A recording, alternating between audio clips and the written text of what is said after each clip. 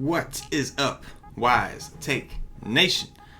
Welcome to the NFL Week 6 First Look Pick Show? I still don't know what to call this thing. First Look Show, that's what we'll call it.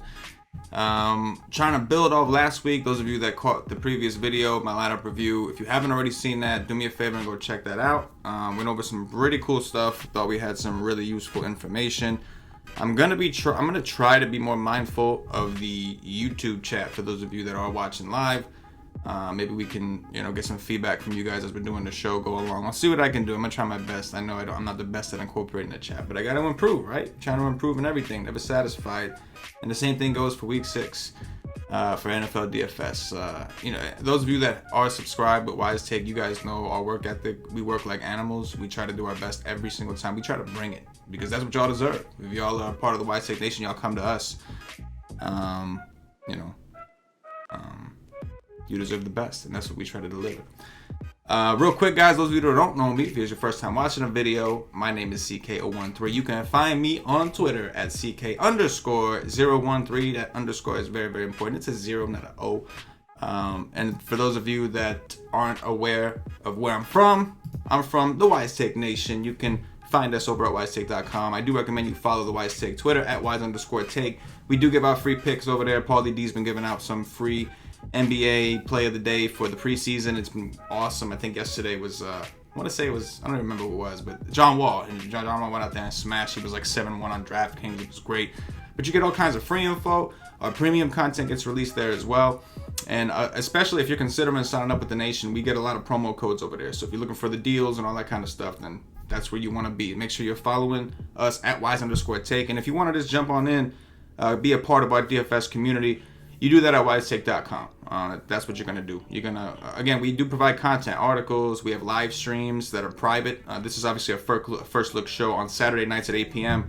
Our guys, Cash and DFS, Paulie, Brosy, these guys, they go in there and they really break down game by game after they've done their research, giving out their final takes, so to speak, answering questions from the community, all kinds of things like that.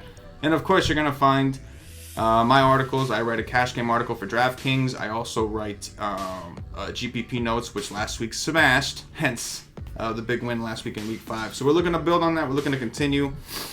Without further ado, let's go ahead and dig in. So to start things off with this first look show, I think I want to start things off on the cash game sense. Typically, we do the cash game deal, and it'll give us a better idea of where we want to go in tournaments as well. A lot of interesting things to discuss. So we know the Rams have a lot of injuries. We saw Cooper Kupp and Brandon Cooks both leave with concussions. They are in concussion protocol. We have to wait and see what happens there. Matt Ryan's questionable. We have injuries all over the place that we have to be mindful of. We got to keep an eye on the Dalvin Cook situation from Minnesota. A lot of different things going on. Gio Bernard over there with Joe Mixon.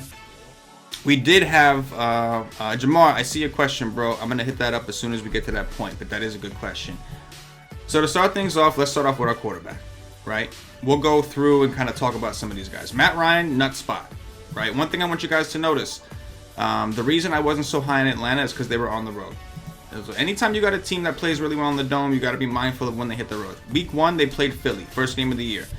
We made some excuses for Ryan. Number 1, Philly's defense is decent. Number 2, it was the first game of the season, so maybe it took some people time to click. But you can see, as soon as he got home, 3 straight home games, 3 straight games with domination. 31, 43, 32. DraftKings points. Dominated. Look at his passer ratings. All above 100, well above 100. Last week, he was on the road in Pittsburgh. A bad defense. A team that I think a lot of people thought he was going to smash, and he got a 15. So the completion percentage wasn't that off, but you can see it was significantly lower than the games in the Dome. His yardage was down, only got 1 touchdown. It just wasn't very good. 15.4 against Pittsburgh. He's back home now, and he's back home against a team that Mitchell Trubisky just tore the fuck up the last time that Tampa Bay played.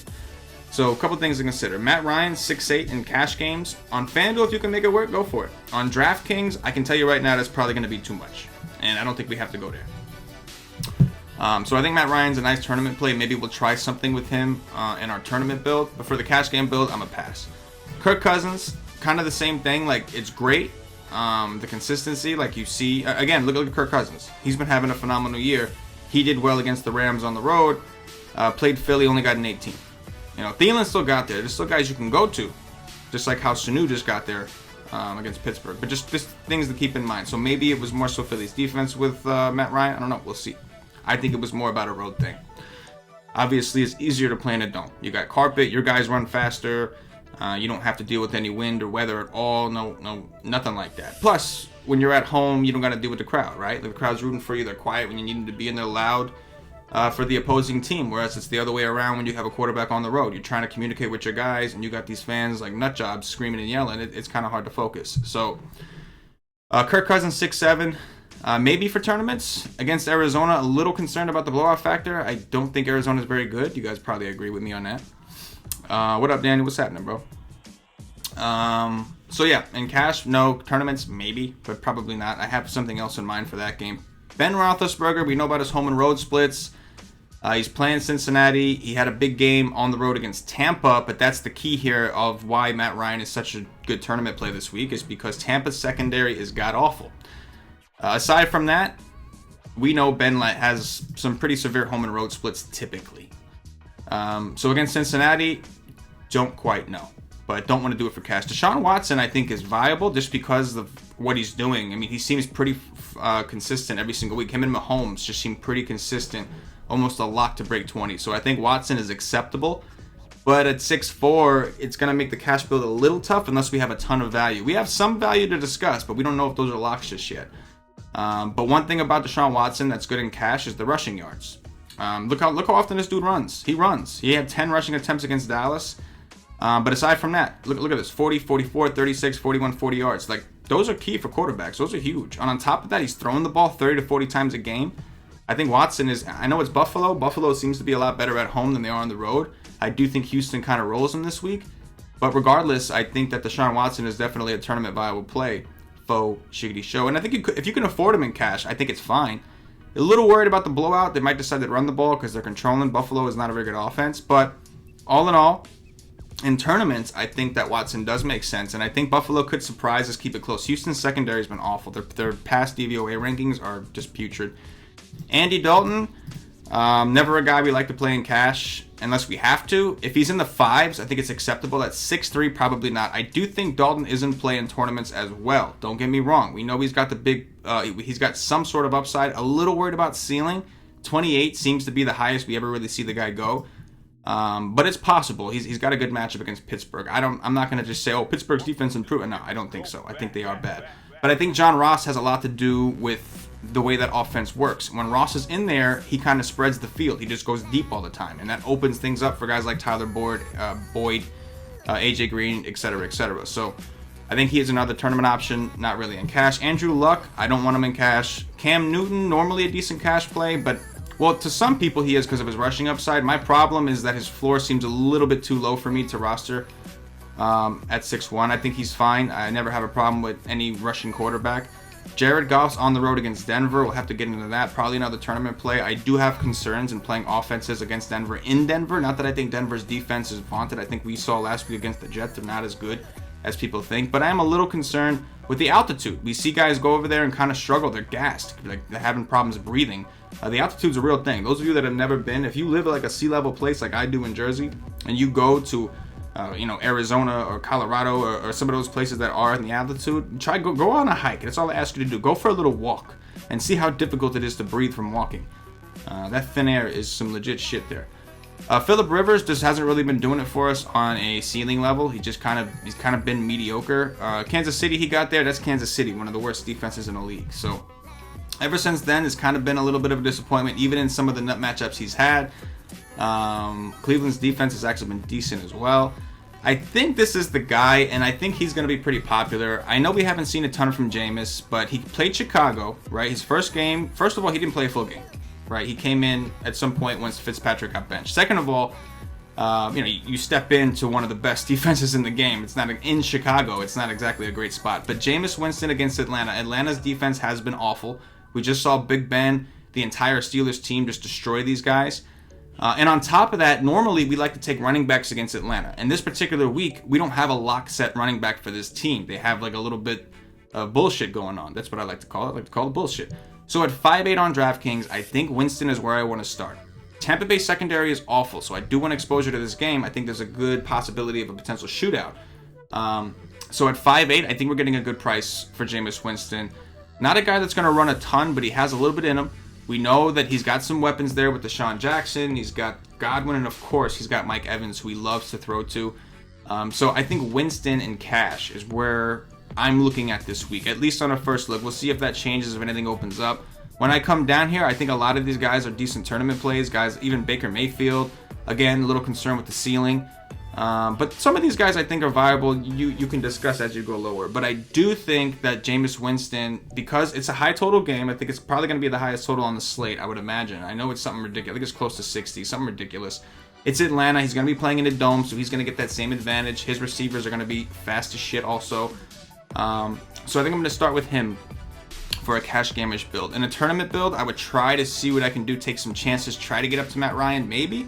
Or, of course, I can just look at a guy who was on everybody's shit list over on Atlanta. We'll talk about that later. But for now, for this particular build, we'll start off with Mr. Famous Jameis. At running back, we have some questions. So we got Todd Gurley at 10K. Craziness. This is what the first thing I want you to look at. So look at these first 1, 2, 3, 4, 5. Well, we're not going to include Bell. He's not coming back till after the bye. So 1, 2, 3, 4. The top 4 running backs on DraftKings are all on the road. It's not like the end of the world. You can still play running backs on the road, but there is a stronger correlation with running backs at home, especially if they're favored by 7 or more. So these are some questions we have to answer. On the one hand, going for Gurley, it is possible that Kupp and Cooks miss. We have to wait. They're in concussion protocol. We won't know anything till the end of the week. If those guys miss, yeah, of course, Gurley's probably going to be in for another huge workload. He's been pretty consistent in his workload. Just phenomenal points. The problem is 10K is a lot of money. And on top of that, they are playing on the road in Denver, a situation, as I mentioned, where guys, even in the best conditions, have a tendency to struggle with their breathing. Is he going to need more breaks? Is he going to be able to go? I don't know. There's a lot of variables we have to know. Because of that, I kind of lean towards playing Gurley in tournaments specifically. I do think Christian McCaffrey against Washington is in a decent spot. He's also on the road, but he's getting significant amount of touches. We know he has a good chance to catch some balls. We know they're going to give him volume. He was having a bad game against the Giants and then eventually got there at the end with a touchdown. And he ended up getting up to 20. So I do like Christian McCaffrey this week a lot in cash. Melvin Gordon is another guy that I'm fine with. Again, just another guy that's getting a lot of touches, has massive upside. Wish he was at home. But I do kind of respect Cleveland's defense to a degree. I think they've earned that. They've been decent. So I'm fine with Gordon. I'm fine with McCaffrey. Playing them both is probably going to be tough. James Conner, 7-7. Price went up a little bit. We nailed it with him against Atlanta, a running back against Atlanta. I wish we had that this week. And maybe in tournaments you can take a guess if you want to. But it's not going to be an easy situation to guess. They're on the road. We know Ben Roethlisberger does not have good road splits. Maybe he leans a little bit more on James Conner. I can tell you that Drake, if we could take a look at what Drake did against Cincinnati in this exact spot from Miami last week. 11 targets, 7 receptions. Ended up with a 24. Did get a touchdown. I think it was through the air, though. But he only had 6 rushing attempts. He did have 46 yards, which is pretty good. I like Conner again this week. I think that Joe Mixon, I think, is a candidate. Number one, we have to see if Giovanni Bernard is going to be back. And they kind of threw everybody off with Mixon. They said that he wasn't going to, they were hesitant to give him a huge workload because he just got a procedure done on his knee. Then they gave him the ball fucking 25 times, which is great. But at the same time, like, what the fuck? You said that, it just kind of throws some variables in there. Kind of some bullshit. Anyway, they're playing Pittsburgh. I don't mind Joe Mixon. I think that the Pittsburgh system is a lot more run heavy. Like they're just more efficient at it. So I prefer Conner. This is also Conner's last week with like the full workload. After this, I think they have a bye and then Le'Veon Bell's supposed to return. I've heard rumors of them splitting snaps, whatever. All I know is right now, Conner is the guy, and this is his last week to be the guy. So I like that. I'm willing to rock with that. I think Elliott is a great tournament play at 7K. He's so cheap, and he's another guy that's going to get the volume. He's going to get himself some touches in the pass game. He's going to get attempts to run. He's going to get it all.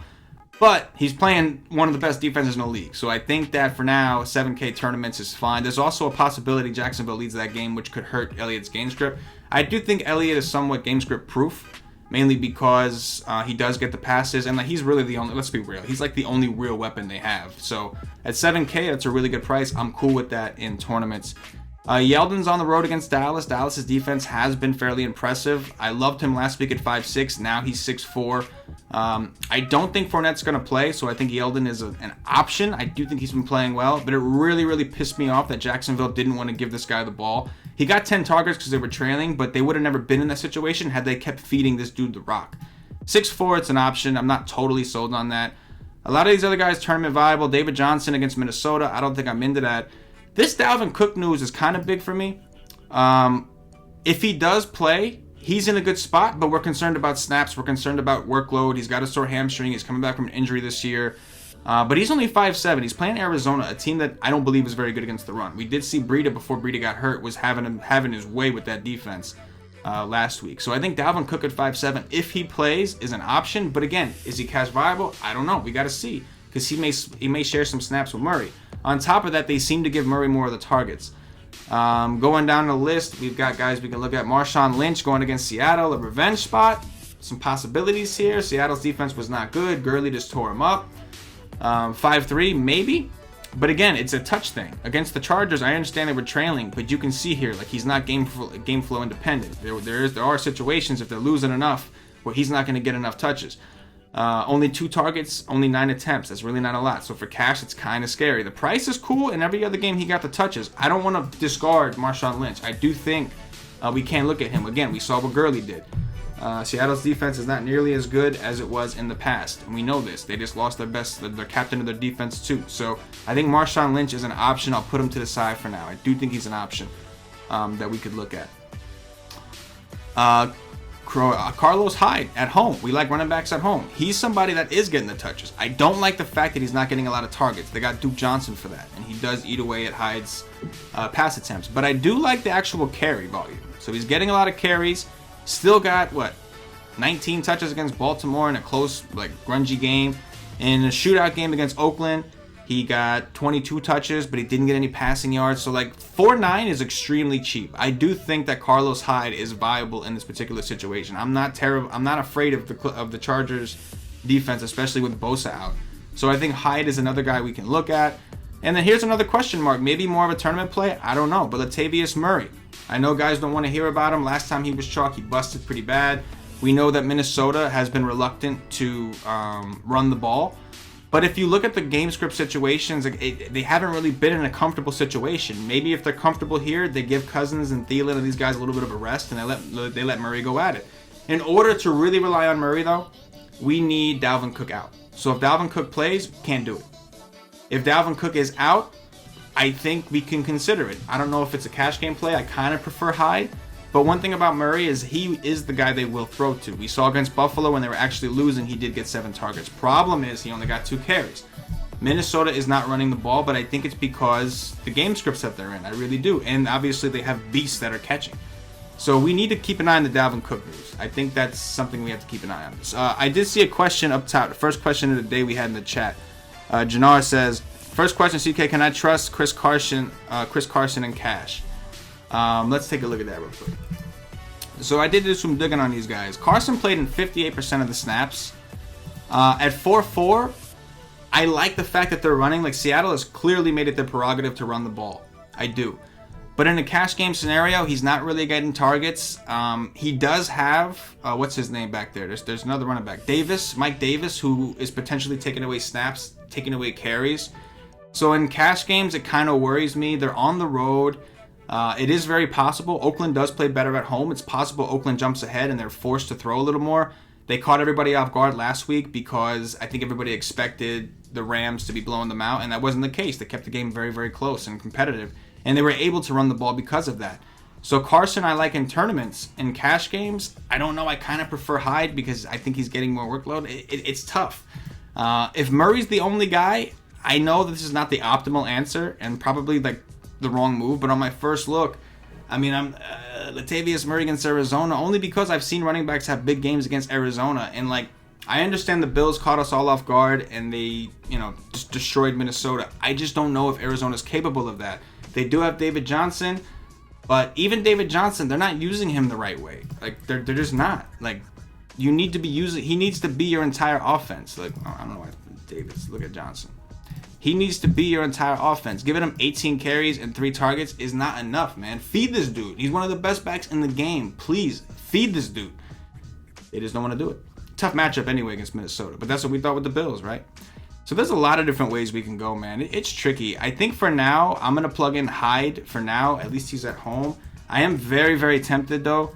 With Murray, we need news on that. I'm tempted with a lot of different guys down there, but I do think this is a week where we could take one of these value running backs because so many guys are priced down, and the top options are not really secure.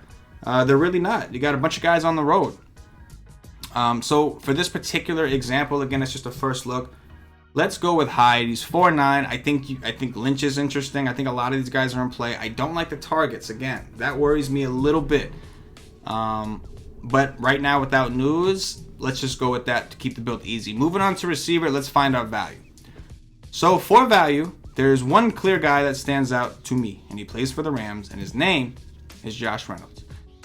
Josh Reynolds, last week, we saw Cooks and Kupp both go out. So Cooks played, I think, like 40-something% of the snaps. What's his name?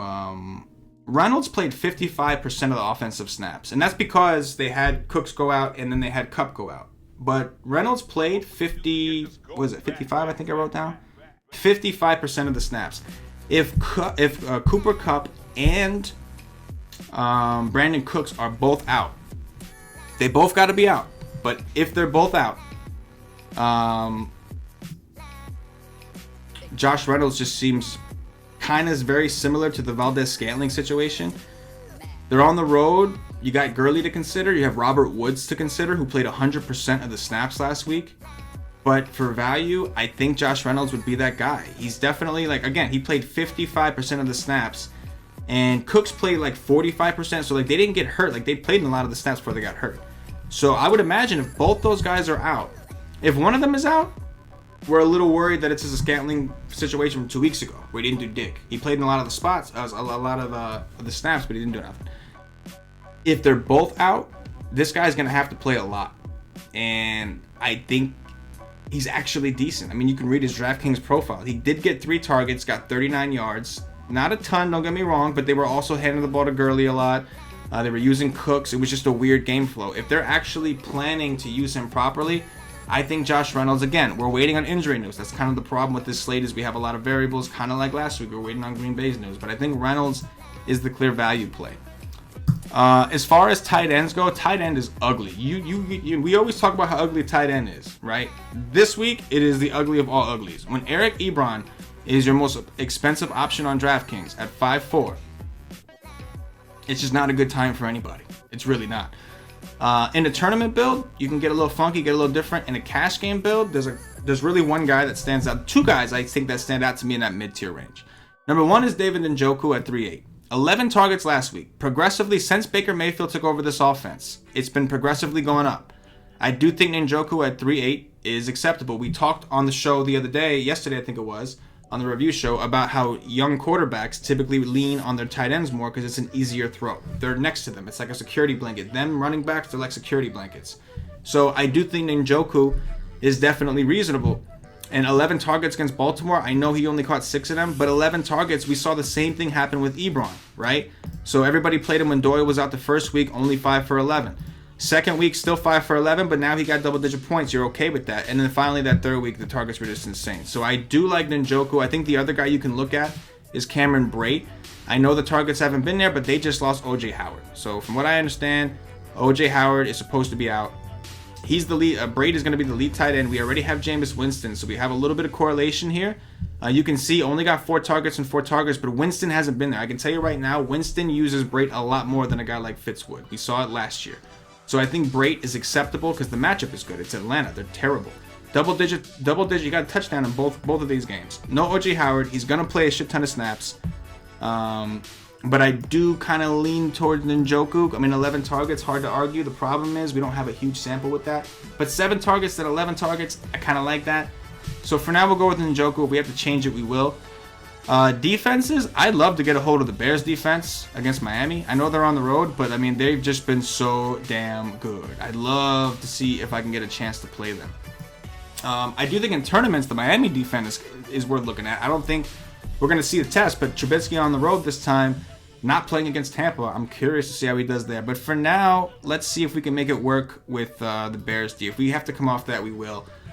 As far as the flex position, I do want a running back in cash. I think C-Mac is kind of where I'm leaning. I was just really impressed that he got the 20, even having a rough start. I like the carries. He's a good option to get targets. I'm going to lean towards Christian McCaffrey on this one, especially against Alex Smith, a team that Alex Smith is leading. It's just, ugh.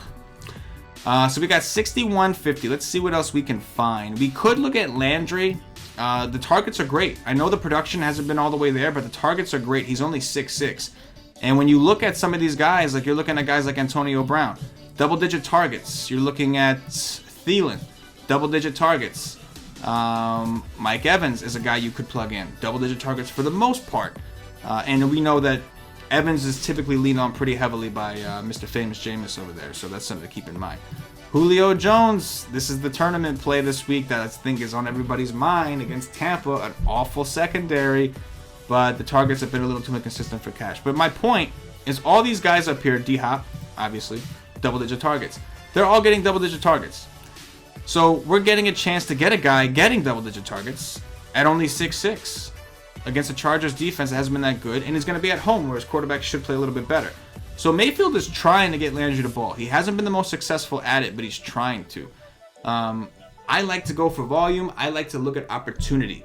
And I do think that the Chargers defense can be beat. I think we've seen it. We saw Beat Hard. Beat Hard. I know his name is Beathard. At the Nation, we call him Beat Hard. We saw Beat Hard get destroyed. You know what I'm saying? Alex Cotton, all these Browns, CK, the new America's team. It's becoming that way. It is becoming that way. I want the cat. Cook at home. It's his 100 yards week. Yeah, if you're talking about Dalvin Cook, we just got to see if he actually plays. If we're talking about Dalvin Cook, that's the question. We got to see if he plays. Trying to go through some of these questions now, guys. I kind of took my mind off the bunch a little bit here. Let's see what else we got. I don't see none up there. We can keep scrolling. If you guys got questions, I'm gonna try to keep an eye on this more. But I'm on a roll. I'm moving right now. I'm moving. Jarvis Landry, 6'6", is hard to pass up on. Again, I'm a little concerned about some things. Do you trust Hines? In cash, probably not. I don't think so in cash. I wouldn't trust it.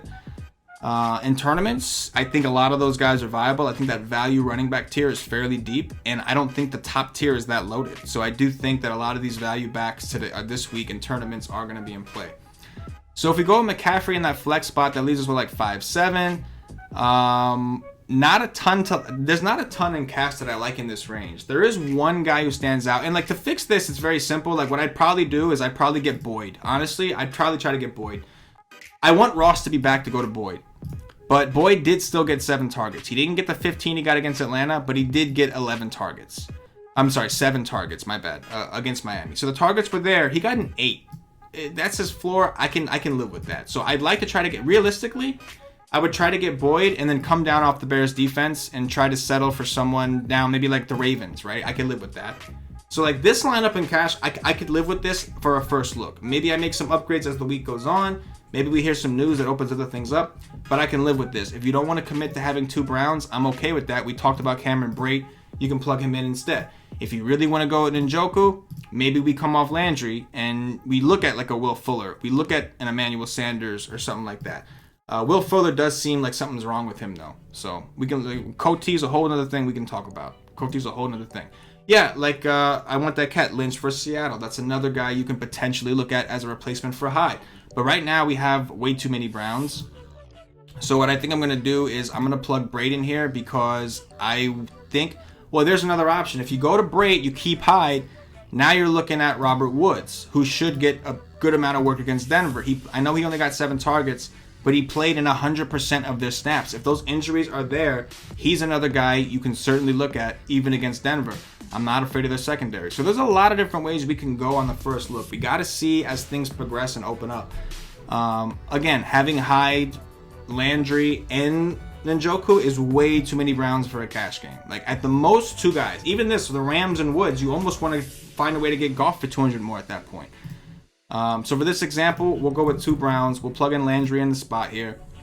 If you did want to keep it the Bears defense, you know what? For now, let's stick with this. So yeah, for now, we'll roll with this. Again, if you really want to switch some things around, there are other guys you can consider. Just for the time being, I'm going to leave this in here. Things may open up, right? So that's what we're kind of looking at for cash. Again, we talked about some of these other guys.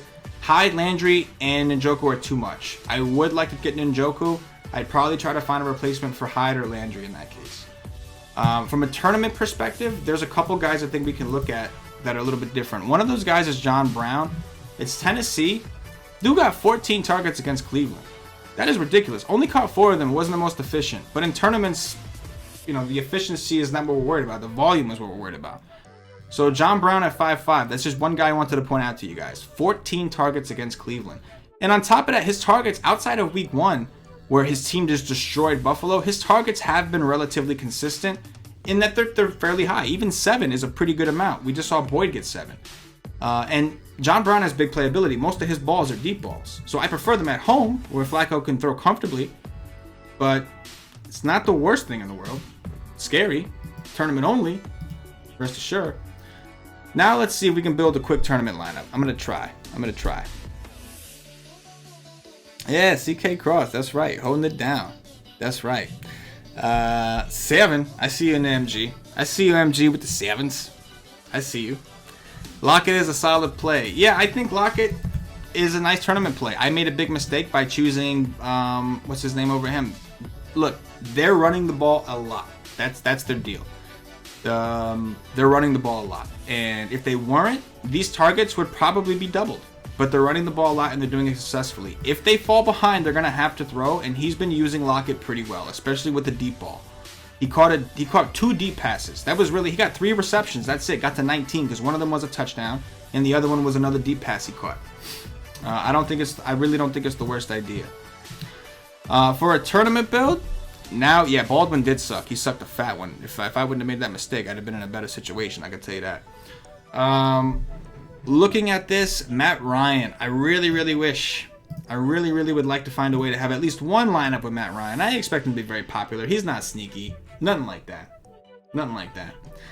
But Matt Ryan, if I could somehow find a way to jam him in, I would love to. Julio Jones, variable of the week, right? 7'9", extremely cheap.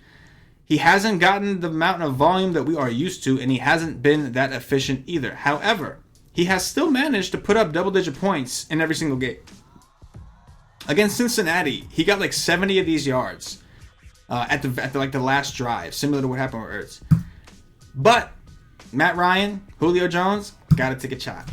Another guy we can consider in this particular build. Oh, I'm looking at the wrong dude. I like Watson a lot in tournaments. I like a lot in tournaments this week. Deshaun Jackson. Very curious to see what happens with this dude. We got him and Godwin to consider in order, like, as potential bringbacks in the situation. But this is a game you're going to want some exposure to. Do you have to do a full game stock? I don't know. But this is the first week where we don't have a ton of super high totals. You know, like every week we've had a ton of super high totals. This week it's not like that. There's like a couple games that are significantly higher than the others, and this is one of them. And I can tell you right now, I didn't have any Mitchell Trubisky 2 weeks ago, and I learned that I am going to have at least one lineup attacking Tampa Bay. I have to. At least one. I don't care if it's my lowest team. I'm going to have one going forward. I'm going to. Russell Wilson is cheaper than Winston, bro. Yeah, Alec, here's the problem, though. Here's the problem, Russell Wilson. I'm going to show you. I played Russell Wilson last week at 5-1, right? Here's the problem. Look at his throwing attempts. They're running the ball so well, he don't have to do shit. He threw 3 touchdowns. You understand? He threw 3 touchdowns and only got a 19.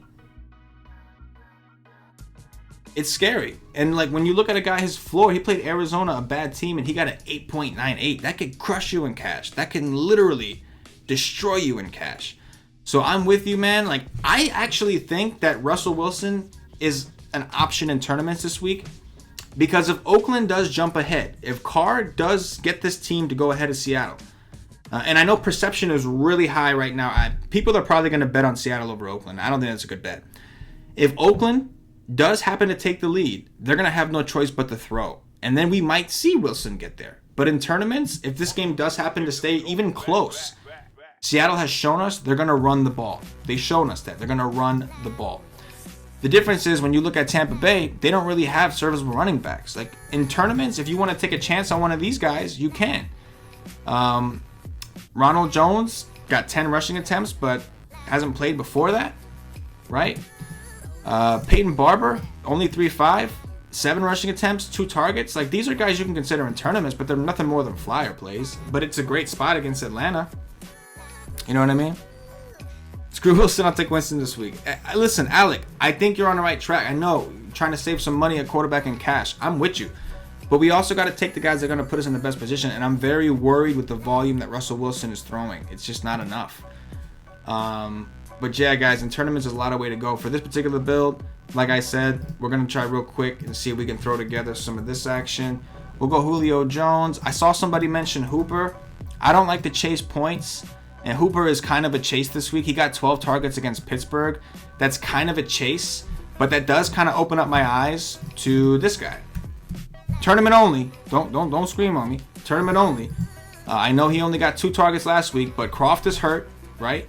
Croft might miss. He ended up getting hurt. Who knows how long he's gonna be. If he's out, this dude is gonna play. Kiki, yeah, Jason. We'll look at Kiki in a second for sure. CJ Uzoma. He only got 2 targets, 4 targets. He's only 3K in a slate where tight end is extremely weak. When it's this week, I don't mind punting the position completely. You know, like, I really don't mind. Last week, I didn't want to play Vance McDonald in tournaments because he was chalk, and I didn't think he was good chalk in tournaments. In cash games, I was fine with it because of his ownership. In tournaments, I didn't want that, so I went up to Ertz. I can't do that this week. I don't have an Ertz this week. So maybe I'll try to punt it and save some money. 3K for a guy that only gets 2 targets, but you know what? When you look at Hooper, look how many targets he's been getting. 2, 4, 5. It's not that off. And all of a sudden you got 12. Maybe there's a weakness there against Pittsburgh. I don't know. Maybe we got to look into that a little bit more. I saw a lot of you guys talking about Kiki. Kiki Kuti, 4.6. Doing awesome things. I like what I'm seeing from this kid. 15 targets against the Colts. That was because Will Fuller left the game. Dallas, 7 targets. Still very impressive. A touchdown. It does seem like he's developing that relationship. My only problem with Kiki is we're seeing Will Fuller's production down, and I don't know if that's what they're trying to do or if it's just because Will Fuller is hurt. So if Will Fuller is hurt and that we know that like he's hurt, they're not going to try to use him that much, then yeah, absolutely. I'm totally fine with Kiki Kuti, whatever his name is. But what happens if like that's the only reason that he's not getting, if this guy's getting used is because Fuller's hurt? What happens if that's the case and then all of a sudden Fuller's healthy this week? And then we see his targets go to Fuller. It's not a lock, but I do like him in tournaments. 4.6 with this kind of production, how could you not like it? Even if he gets 7 targets at 4.6, you'll take that all day. AD all day. AD all day. But Matt Ryan, Julio Jones, definitely a way to go. There's a lot of things we got to figure out with Tampa now that Jameis is back. Godwin. Only got 2 targets against... Was that a matchup thing? Because before that, his targets were decent. 4-4 for Godwin against Atlanta. We saw Boyd get like 15 targets against these guys. Maybe Deshaun Watson's taking him deep and we can look at Godwin. There's a lot of different ways to go. And that's kind of the problem with this Tampa Bay Atlanta game is that there's so many different things. If we had a dominant running back, I would just say play the running back against, what's it called? If there was like some kind of dominant situation, I would say just take the running backs against Atlanta. But we don't have that dominant situation. We have a committee in the backfield that we don't really know about. Crabtree. Let's take a look at Crabtree. Somebody said Crabtree's targets are interesting. Let's take a look at that real quick. 4.7. Yeah, the targets are beautiful. That's actually a good find right there. The targets are glorious. The results haven't been there, but the targets are glorious. 10, 10, 8, 12, 4.7. That's a good find right there. Who is that? I'm Authentic. 810212010. A lot of numbers there. I think that makes sense, man. Yeah, that's the problem. Is Crabtree just can't catch, right? He had good hands last year. Maybe, I don't know. Maybe it's Flacco. But these targets are phenomenal. I'll agree with that. These are great targets. For 4.7, there's some value we can make work. You just have to decide where you want to spend your money. That's the bottom line. I watched him drop 3 to 4 passes against Cleveland. I'm with you, Alec. That's not good. Dropping passes against Cleveland. Not a good thing. Jannard, Watson, and Kiki stack. I'm fine with that, bro. I'm completely fine with that. I got no problem with that. I think Watson's a great tournament play this week. I think Watson's a fine cash play this week. I also think that we got to keep an eye on that situation with Buffalo. I think Miller is expected to play. Miller's only 4-7 in a situation where his team should be able to comfortably win this game. We don't know for sure because Houston's pass defense has been horrendous. Ito Smith, Trevor. Trevor says his sneaky play of the day from this game, Ito Smith. I'm casting DFS. We'll be very, very happy to hear that, I'm sure. He'd be very, very happy to hear that. Again, guys, like, I like to look for the high volume plays. I'm going to drop you a little gem. What Paulie D said to me before lock. Paulie D said to me before lock on Sunday, I got a weird feeling in my nuts about Robbie Anderson this week. And I just couldn't do it. I couldn't do it. Robbie Anderson, let's take a look at this dude, was only 3-8. And I couldn't do it because the volume. I just couldn't. And like these really weren't bad targets. But Sam Darnold's also throwing to him. And that tingling feeling in his nuts, he was right about. Because Robbie Anderson caught 2 touchdowns, got 123 yards. Only needed 3 receptions, got 30 points. I'd have won everything if I'd have listened to Paulie and played this dude. But I look for the volume, man. I want volume. I want good matchups. I think in the long run, that shit's going to work more times than not. You know what I mean? You know what I mean?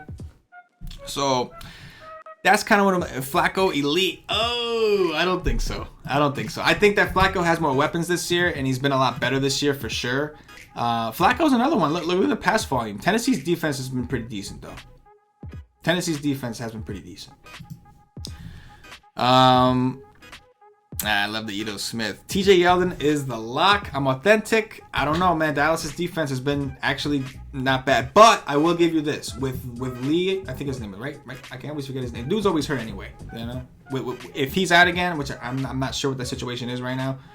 But Dallas wasn't on the main slate, so I kind of glanced through it for the showdown, and that's it.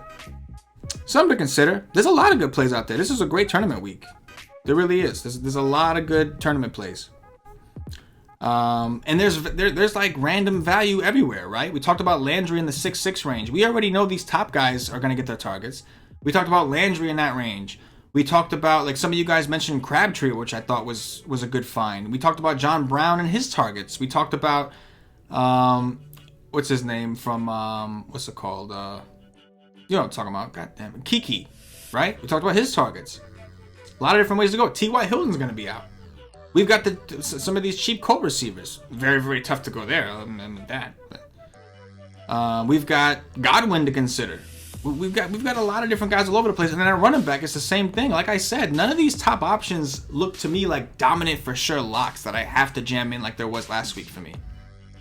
We've got question marks with Dalvin Cook. We've got situations. We've got Marshawn Lynch in a revenge game against Seattle. It is in Oakland. If it was in Seattle, forget about it. We got Carlos Hyde, who's getting a ton of volume at 4-9. If Cook is out, we're going to have Murray against the Arizona Cardinals. Yeah, you're going to need Minnesota to make sure that they're dominating that game so Murray gets his carries. But there's a lot of different things to consider this week. There really is. A lot of different things. The Seattle running game we talked about. I don't mind Mixon either. Jason Sullivan says, I like Mixon this week. I don't mind Mixon either. I really don't. Mixon's another guy you can consider up there. Sanu, another one. He came through for me in one of my lineups last week. He's getting the looks. They're getting the usage. There's a lot of different ways to go this week. In cash games, there's some pivots, some news we're waiting for. In tournaments, like I can tell you right now that if both receivers are out, both have to be out. If Cooks and Kupp are both out, I will be playing a shit ton of Josh Reynolds. I can tell you that. Again, those injuries happened, like both of them. By the time Kupp's injury, I think Cook went out first. That was a nasty fucking hit he took. By the time Kupp went out, this dude Reynolds got 55% of the snaps. I know he only got 3 targets because they were giving the ball to Gurley, but again, Gurley's in a situation this week where he's going to be on the road. I don't think Gurley's a bad play in tournaments, but again, he's going to be in Denver. I'm a little skeptical to take guys like running backs in Denver because I'm concerned. Did anybody watch? I like Connor a lot this week, Adrian. I like James Conner a lot this week again. Cash tournaments, both. I like him. But did anybody watch when Kansas City played Denver? Kansas City played Denver, and Kareem Hunt did have a big game. So I do think Kurt Gurley is a fine tournament play. But he broke like a 40-yard run. And the very next play, he had a 4-yard run. The dude was on the sidelines, dying, gasping for air, oxygen machine and everything. He was so tired. So like those things had me a little concerned. I do think Gurley is a phenomenal tournament play at 10K. I think people are going to try to beat around the bush and not play him.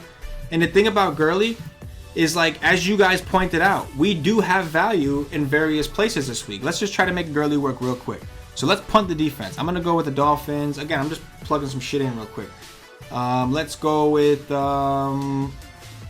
what's that dude? We'll go with Crabtree. He was cheap, right? 4-7 for Crabtree. We can go with that.